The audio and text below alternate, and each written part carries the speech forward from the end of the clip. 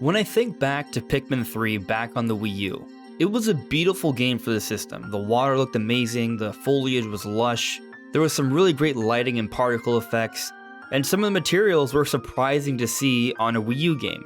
But given that the game was initially made with Wii in mind and then improved and enhanced for Wii U, there were some inconsistencies. And now with Pikmin 4, made grounded for the Nintendo Switch using the Unreal Engine 4 engine, we are seeing some substantial improvements here. Better textures, lighting, environmental detail, and just a lot more variety overall with the environments. And we even get a better look at it all with the new camera perspective, which is why I thought it would be a great idea to go ahead and do a graphics comparison and analysis between Pikmin 3 from the Wii U and Pikmin 4 for the Nintendo Switch. And that's what we're talking about today.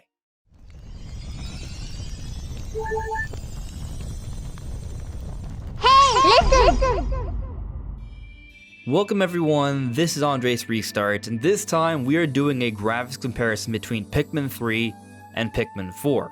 Now I'd like to point out that this video is partially scripted by Brandon. I'll be linking his social media in the description below. He did some great work. But before jumping into things, let me point out that we are aiming to hit 50,000 subscribers by the end of the year. So if you do enjoy my content, please subscribe and hit the notification bell. With your help, it can happen. Pikmin 3 has some decent resolution textures that can look pretty good, mostly on fruit and character models. But most general environment textures were really low resolution, and even the best resolution textures for the non-moving objects in the environment don't hold up when viewed at any kind of close range. In comparison for Pikmin 4, the texture resolution overall is greatly enhanced pretty much across the board. You'll be hard pressed to find a bad texture by comparison, even when viewed close up, which you can do a lot more of because you have a lot more flexibility with the camera control in Pikmin 4. However, in Pikmin 4, there's been a really big upgrade to textures that doesn't necessarily have to do with the resolution, but in a new technique we've seen some different Nintendo games recently, like Tears of the Kingdom and Xenoblade Chronicles 3, and that is some level of parallax mapping. Essentially, parallax mapping uses the position of the camera relative to a surface or texture in the game, and it warps or morphs that texture while you change your perspective so you can see it with more depth to give it more of a 3D look. As an example, in Tears of the Kingdom, you can see this fireplace, and depending how you look at it, the stones have a lot of depth. But if you look at it from a very steep angle, you can see that it's actually a flat object. And because of how things work in both Tears of the Kingdom and Xenoblade Chronicles 3, it's easier to find the flatness of some of these textures even though they're made to look with more depth, because it's easier to put yourself in those steep angles. But in Pikmin 4, that doesn't happen too often. The illusion of that extra depth thanks to parallax mapping works really well, and it adds tons of detail and depth across the world and characters. Something else that's a pretty obvious improvement that you see across the board are the lighting and shadowing effects. Light in general just makes things look really good. But even with the shadows, there are some really nice things they're doing in comparison to Pikmin 3, like filtering of real-time shadows. So when you take a look at Pikmin 3, you're going to see some very sharp shadows for a lot of the objects like plants and such in the environment, and they're fixed. But that's not necessarily how shadows are supposed to look across the board. In Pikmin 4, what you'll notice is that the shadows can look a lot softer, and it provides an overall more natural look. When you take a look at the shadows in Pikmin 3, by comparison, they are all very clearly defined. And the problem with this is that shadows should vary depending on their distance from the light source. And we see that variation in Pikmin 4. It looks a lot more natural. But on top of that, another effect that we see throughout Pikmin 4 that we didn't see in Pikmin 3 is ambient occlusion. So what you'll notice throughout Pikmin 4 is that the lighting, there's more of this natural gradient that will occur when objects meet together where there shouldn't be as much light. And this is separate from those softer, more natural shadows that you see throughout the environment.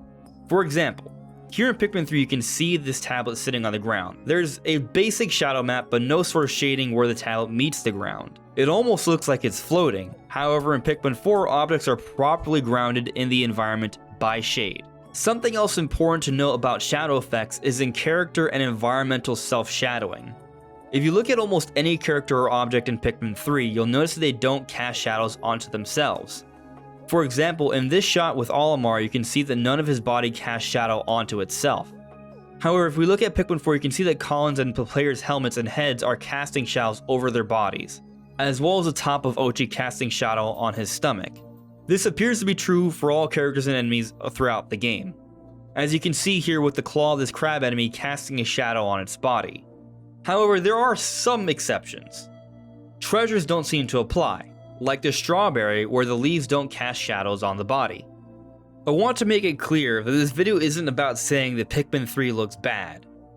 It's a beautiful game filled with plants and tons of detail, but Pikmin 4 really does step it up.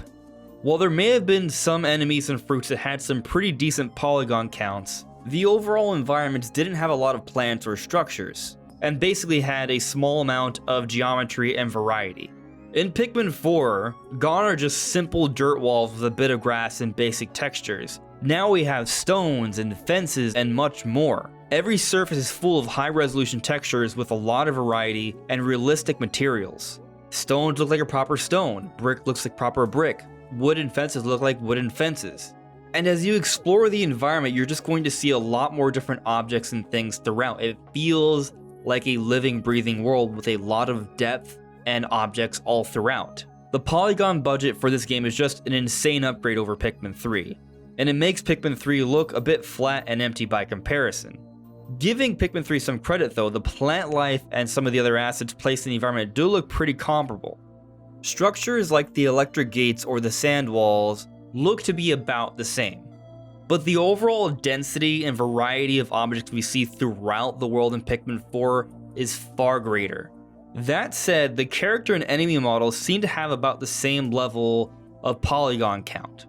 There may be some slight differences, but they're pretty similar. But what really helps them to stand out is the lighting of the game and the self-shadowing we see on these different characters, and also the material choices. Take the bull boards for example.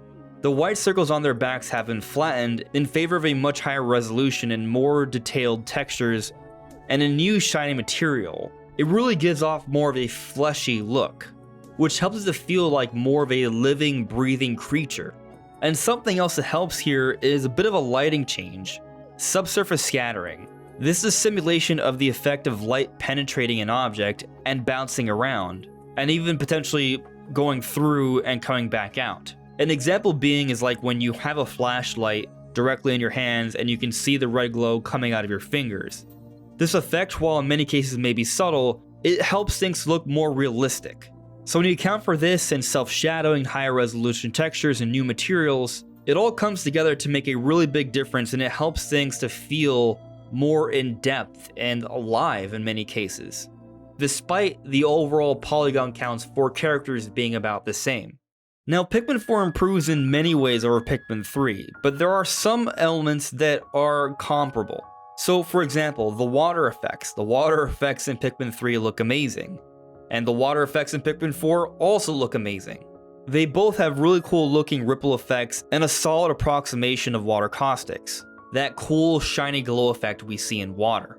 And there are some choices made in Pikmin 3, perhaps they were more able to do these things because there is less to do with the overall environments, that made the game look pretty good in moments. Like, for example, when the onion is coming out or when you're leaving for the day, there's a lot more really cool particle effects that happen, or just simply the cutscene when you're flying up into the sky. This stuff looks really cool, and in Pikmin 4, scenes like this seem to be a bit more subtle, at least in terms of overall particle effects, and basically there are just some choices that some might prefer over others.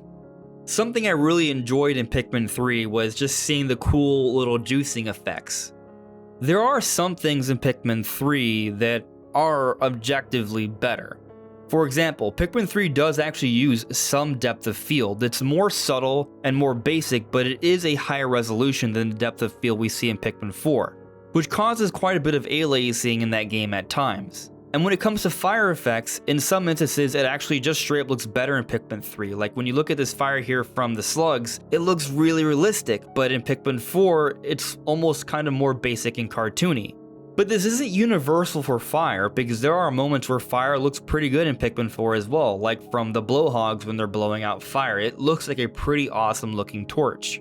The overall point though is that there are some moments in Pikmin 3 that hold up really well, and in some cases it even looks slightly better than Pikmin 4. But overall, Pikmin 4 does so much that helps the game to look incredible. The textures are just massively improved in Pikmin 4, everything holds up a lot better even up close. The lighting effects make a tremendous difference across the board, including the shadows. You just get a much better overall perception of depth.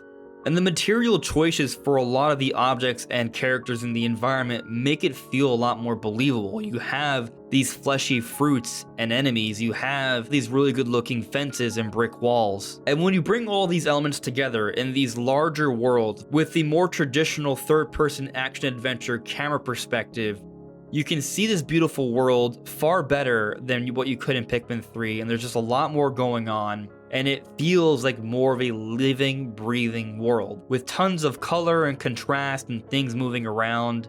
It's exciting to explore and discover.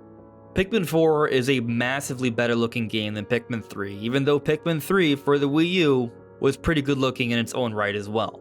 But those are our thoughts on the graphical differences between Pikmin 3 and Pikmin 4. But what do you guys think? Let me know in the comments below. This is Andre's Restart. Thank you so much for listening and watching, and I'll see you all really soon. Take care.